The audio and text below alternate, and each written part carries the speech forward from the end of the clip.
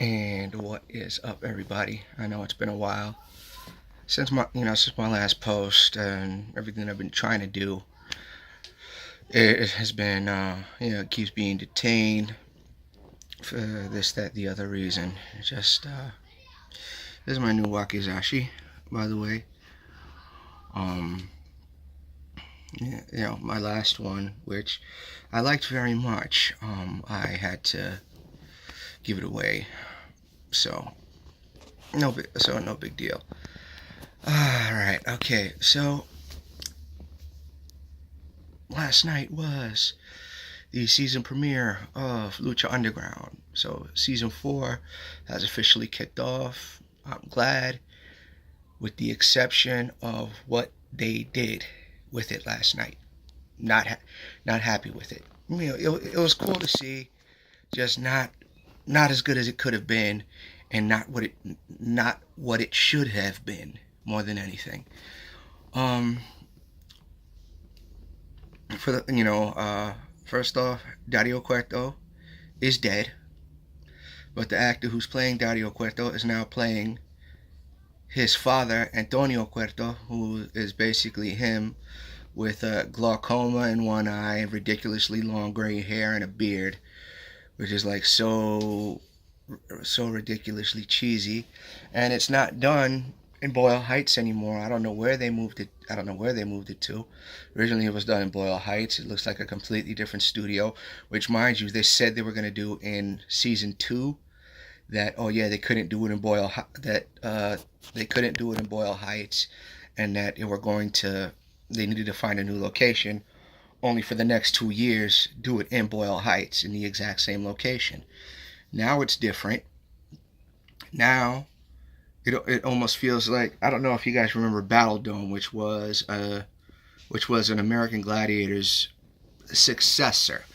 I'm not going to call it a ripoff. Knights and Warriors was a straight up ripoff. But American Gladiators was long gone, and then Battle Dome came and basically it was pro wrestling meets American Gladiators, where the Warriors in this thing had really, really bad attitudes, and at least there was a storyline behind them, and they would even crown a champion amongst the Warriors every week. Interesting to say the least. Terry Crews was one of them, and he was actually, like, I don't know how many times he won their championship. So that was, it was pretty interesting to say the least. So now, back to Lucha Underground. They kicked the season off immediately with AZTEC WARFARE. AZTEC WARFARE is their equivalent to the Royal Rumble, but obviously more difficult, because in order to eliminate somebody, you have to eliminate them by either pinfall or submission, as opposed to throwing them over the top rope like a Battle Royal or Royal Rumble, for that matter, or Honor Rumble or New Japan Rumble, or any Rumble for that matter. So with this, they took a page out of WWE's book when it comes to Royal Rumble, because now all of a sudden they use this opportunity to bring in, because how the Royal Rumble sometimes brings in old talent. They brought in Tommy Dreamer. Okay, what's he got to do with Lucha Libre? Nothing. Absolutely nothing. He got slammed onto some thumbtacks, and then eventually pinfalled out. Nobody really got the opportunity to shine. So many wrestlers, good wrestlers, good luchadors. Almost as soon as they showed up, they got eliminated. It didn't make any sense, and this was the first time, and I think this was dumb that they did this so early, like to establish how difficult and how grueling the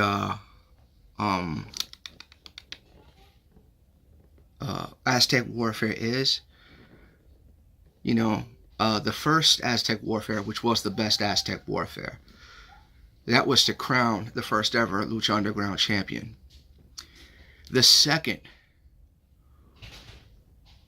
Aztec Warfare was also to see who would be the Lucha Underground champion. The third Aztec Warfare was also for the Lucha Underground championship. But the second and the second and third Aztec Warfares, both Lucha Underground champions left without their championship. Somebody,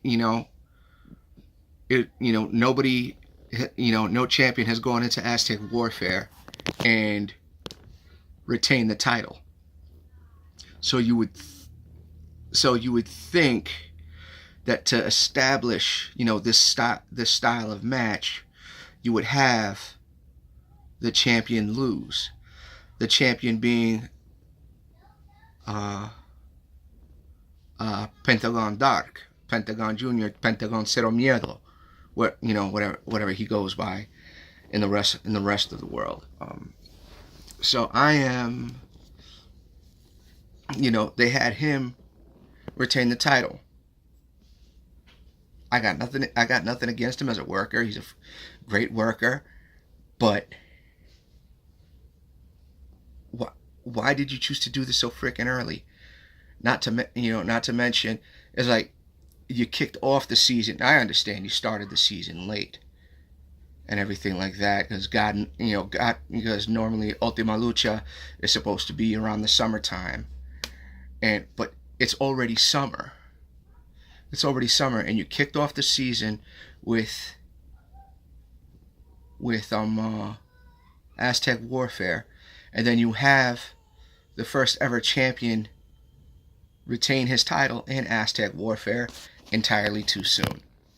You didn't do enough. You did not properly build him as a champion to then make him go up against, tests like this, to even make it to make it a bit, more believable, and then some of the better wrestlers in Lucha Underground were not even there. No Drago, no Matanza, the Monster Matanza Cueto wasn't even there. Mil Muertes got eliminated within less than a minute of him stepping into the ring. The hell sense does that make? Phoenix didn't do enough with him at all, and then you got guys getting pinned with moves that aren't even their finishers. Don't know what happened to Dante Fox.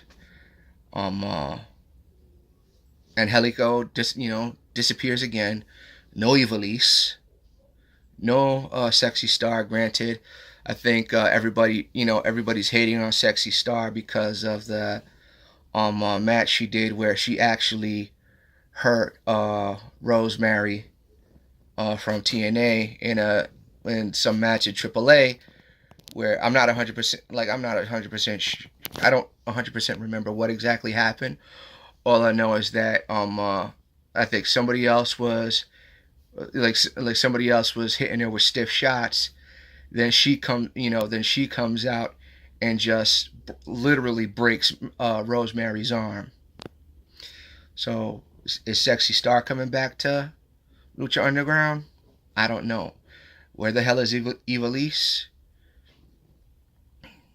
She should have come. She should have come back and did something to Jeremiah Crane, Sammy Callahan, everywhere else in the world.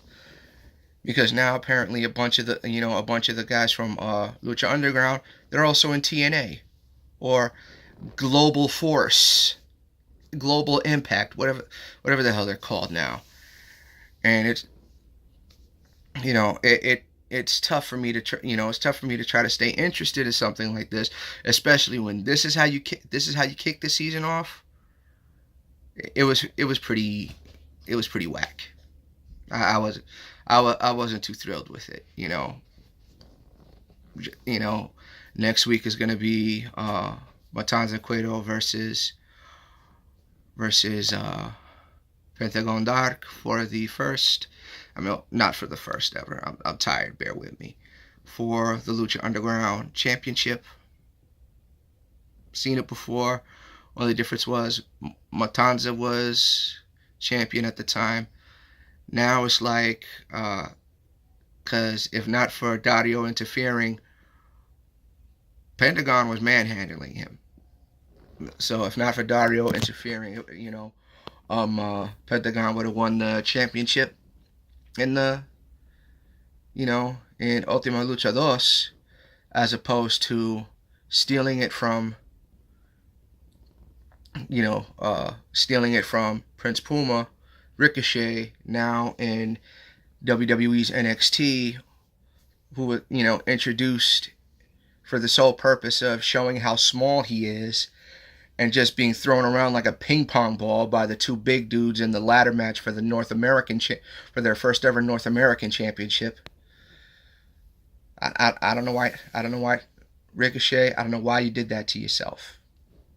Seriously, you were much better appreciated and much more world renowned doing independent wrestling in New Japan.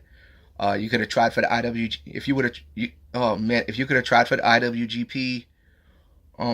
At least stayed until you won the IWGP Junior Heavyweight Championship. That would be a hell of a lot better than anything WWE has planned for you. I guarantee it. So, Lucha Underground is back. I'm happy for that. I don't like the new look. The yellow and blue ropes and the Modeo sponsorship. Not fond of it.